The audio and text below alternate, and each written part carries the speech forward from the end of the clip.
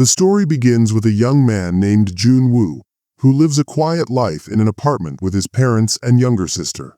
He spends most of his time locked in his room, playing online games with friends, disconnected from the outside world. But one day, everything changes.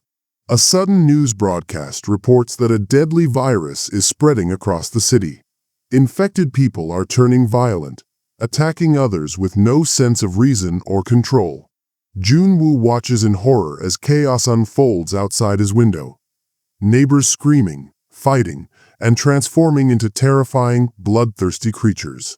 One of them, his own neighbor, tries to break into his apartment. Quickly, Jun-woo blocks the entrance using a fridge and furniture, creating a makeshift barricade.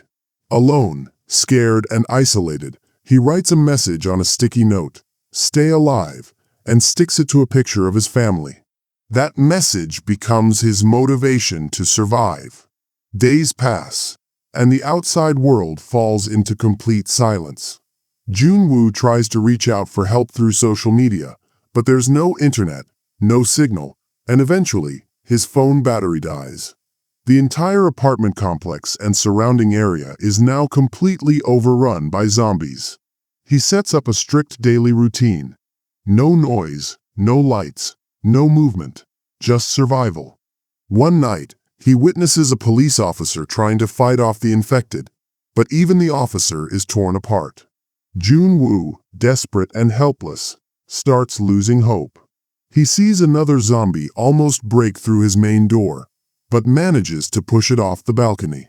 As time passes, his mental state begins to deteriorate. He starts hallucinating, believing that his family has returned home and everything is back to normal. But the illusion fades, and he's once again alone. Just when he's about to give up, his phone catches a brief signal. A voice message arrives, but it's from his father, who's now infected. The message is broken and distorted, no longer sounding human. Devastated and angry, Jun-woo begins destroying his apartment in frustration.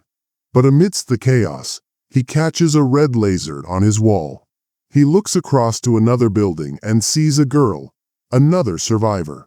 Her name is Kim Yoo-bin. Hope reignites. From their separate apartments, they start communicating through hand signals and notes. They even use a drone to share supplies and distract zombies. Together, they make a great team, but the threat only grows stronger. One day, a powerful zombie, once a firefighter. Because of its former training, this zombie is faster, stronger, and more coordinated. It uses a ball on the floor to its advantage, knocking over furniture in Yoo-bin's room. A table moves and injures her leg, putting her at risk. Jun-woo, watching from across, uses his drone to distract them and send help. But the zombies notice the drone and destroy it, cutting off their connection. And a moment of courage, Yoo-bin manages to fight back. She strikes a zombie's hand and sends it falling from her building.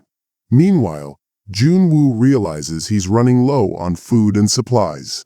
He decides to leave the safety of his apartment and search a neighboring flat.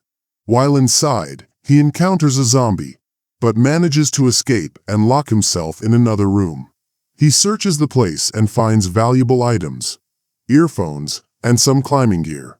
Judging by the equipment, he assumes the apartment once belonged to an adventurous, outdoorsy person.